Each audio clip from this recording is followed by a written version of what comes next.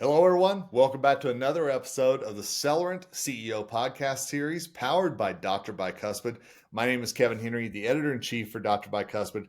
Thrilled today to be joined by Nick Greenfield, who is the CEO and co-founder of Candid. Hey, how are you, Nick? Hey, Kevin. Great to be here. Thanks for having me. Hey, thanks for being on. I've really been excited about this. I know you've done a number of podcasts and been enjoying listening to those. And I want to really dive into that entrepreneur mindset with you today. But if it's all right with you, do you mind just introducing yourself to our audience real quick? And then we're going to dive into some topics.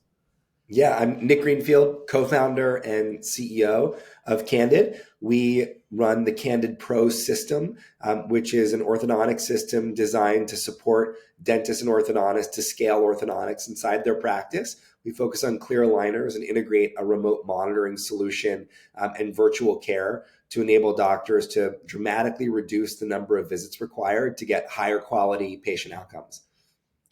And, one thing that I've been really struck with kind of doing some homework for this podcast is not only are you obviously, want to make sure that your customers do well financially with anything that happens in the practice, but I've noticed the passion that you have for making sure that your product is actually a part of the overall oral health of the patient as well and everything that goes along with aligners and orthodontics.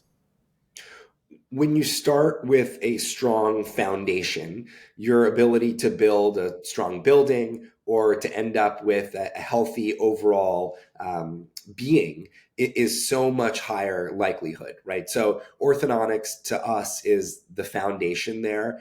If your teeth can occlude in the proper way, then you're less likely to have issues as you get older. And so if you start there and think about orthodontics as the foundation to strong preventative general dentistry, that really opens you up to other opportunities, be it the setup for an appropriate airway and healthy functioning airway, all the way to the aesthetics and kind of the beautification, if you will, of the impact on orthodontics. And so we think about the field much more holistically and in a surround sound approach, which is not just how do you make sure the front teeth look straight? It's actually how does everything come together in a way that gives the patient a healthy bite, a healthy occlusion, a healthy airway, and ultimately a beautiful smile that they love that they can keep for the rest of their life. And do you find that dentists and team members are already cognizant of this, or is this something that you all help them really wrap their head around as they bring your product into their practice?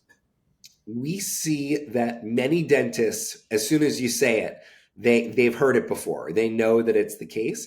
But a lot of folks, especially who've been in practice for a long time, they haven't thought about orthodontics as something that is something to integrate into your practice, especially as a general dentist, that will help you give your patients the appropriate foundation for the long term.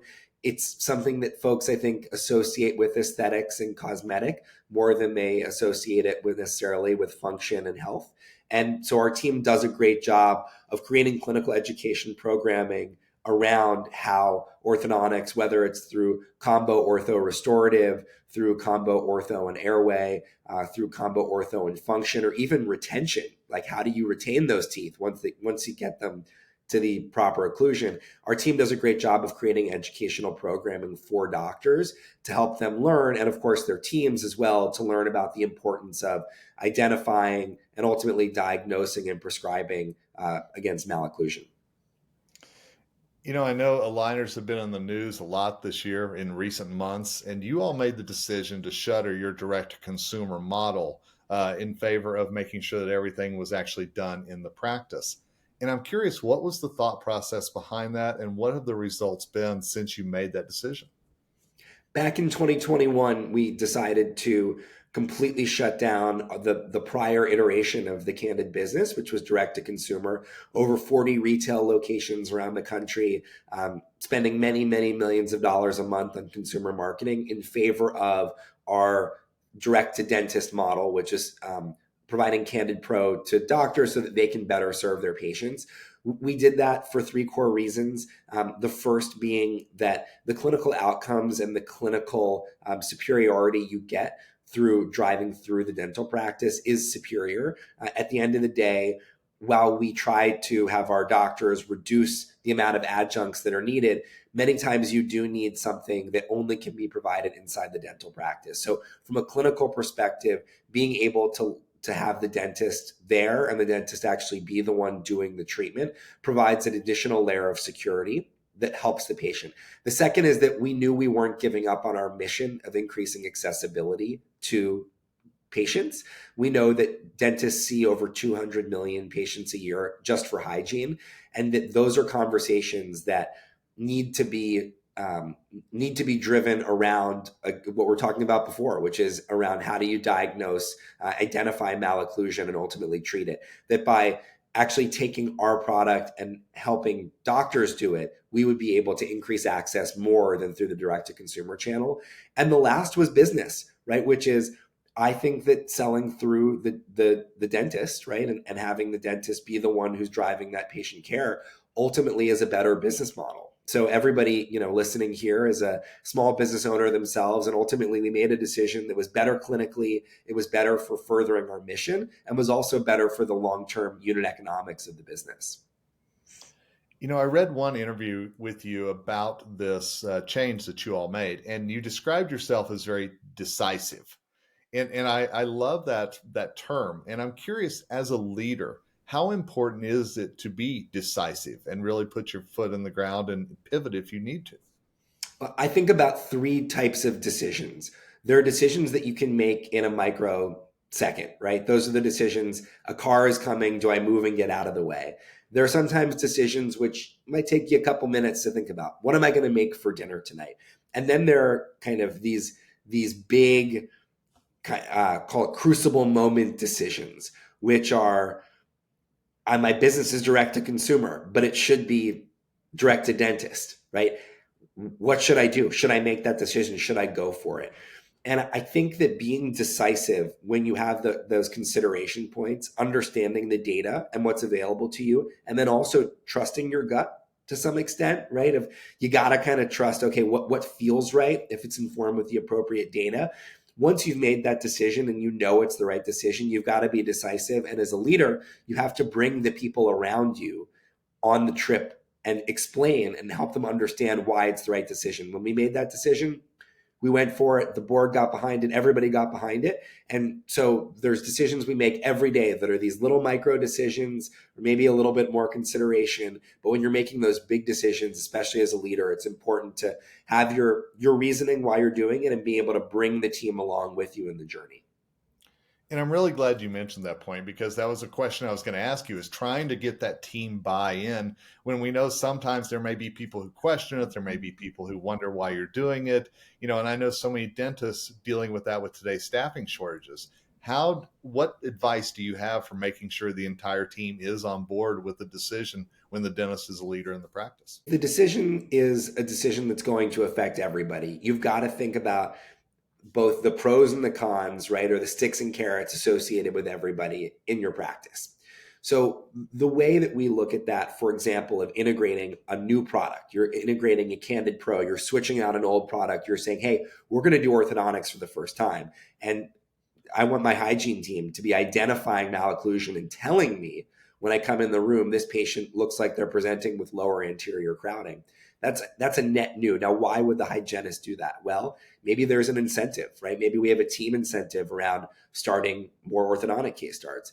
Maybe there's a disincentive, which is if you don't do it, right, then your patients are not going to be healthy. So if you surround yourself with folks who are, I think, to some extent, both logical, but understand the incentives, not just for their own being, but they're actually able to think about, why is this going to benefit my patients more than it's going to just benefit me as an individual, they will start doing things more and more. And I think there are a lot of procedures, whether it's scanning all your patients to be able to identify from a records perspective how their teeth have evolved over a multi-year period, right? You might not want to introduce a new workflow into your office. Hey, this is a change to our workflow. It's new, it's different, but that's going to benefit the patient in 4 years when they're going to see that additional wearing. They're going to look at and they're going to see, hey, that first molar, we've got some wearing, right? We've got to do something about that. Let's compare it to where it was 4 years ago. That's going to benefit the patient. So if you understand who your customer is, and in this case, I think for most of the folks listening, that general dentist, your customer is your team. and your customer is your patient, right? So how do you make sure that you're doing the right things for them? That's how you get change done. We're on today with Nick Greenfield, who's the CEO and co-founder of Candid. This is part of the Cellerant CEO podcast series powered by DrBicuspid. And Nick, one thing that I've been asking all the CEOs who have been on here is kind of about your entrepreneur mindset. And is that something that you grew up with, it developed over time, or how have you kind of embraced your role as an entrepreneur? I grew up in the Washington, D.C. area, actually relatively close to, but didn't know him, the CEO of Cellerant. And it was an area where the career pathing, I'll say, was all around international relations, political science, history. So I grew up thinking that I wanted to be a diplomat. That was where I was. I would say astronaut first, then came down back to reality and said, hey, I want to do I like work in that. the international relations field. So I studied that in college, but I went to Stanford for college, and that opened a new world out in Silicon Valley for me that showed that entrepreneurship and building companies was a great way to create real change in the world. And I started probably my sophomore or junior year of college getting interested in this idea of starting a company. My first idea that really stuck was a peanut butter company. Ended up not getting that off the ground, but after a few iterations and call it 6 or 7 years being out there in the workforce, I finally had what I was really excited and passionate about, which combined, again, that business with how do you have real impact and affect change in the world. And I thought orthodontics was one of those fields, which is, dramatically underpenetrated. You have so many patients out there that are not getting treatment that need to be identified. They need to have those conversations, and ultimately they need to go into treatment. And so Candid Pro is really, in many ways, now a labor of love for me in kind of solving that problem and that pain point that's out there in the world. What is the best piece of business advice you ever heard and kind of latched onto?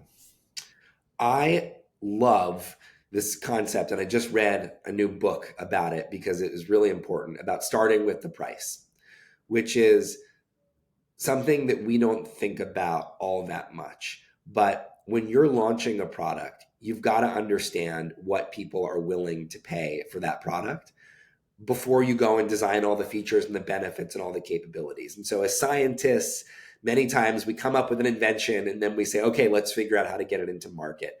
But if you flip that on its head and you say, hey, this is the problem, what are people willing to pay to solve that problem?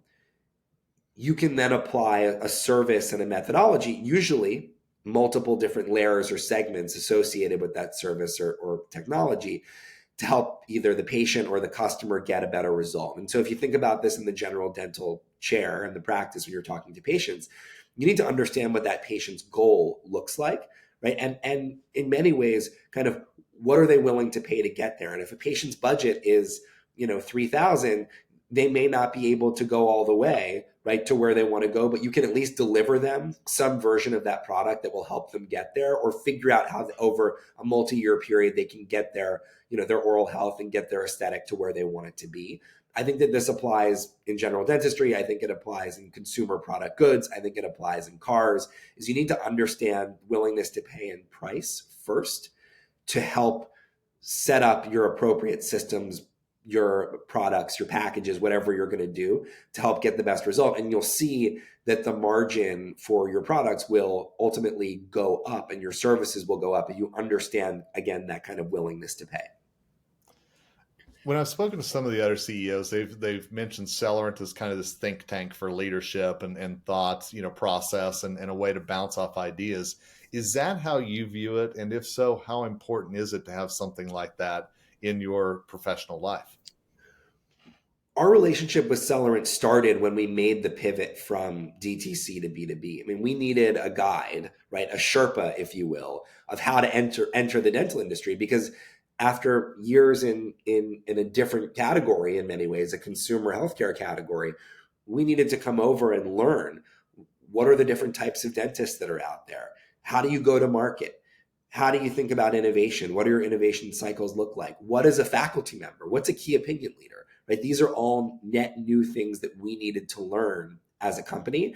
And we were able to leverage our relationship with the Cellerant team and Lou in particular to learn about all of those different components and learn the mistakes that people have made along the way. It doesn't mean that we won't make mistakes or we haven't. We continue to make mistakes every single day, but hopefully we can leverage that history and get better and stronger and smarter. So great entry point, especially for entrepreneurs who aren't necessarily a dentist, right? But they're coming from maybe the dental world, or maybe they're coming from outside the dental world like I did.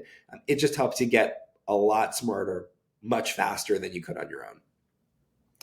And last question for you. This is a marketplace where you have plenty of competition. How do you make sure that your brand stands out and is a viable option for those dentists who are looking to bring it into their practice?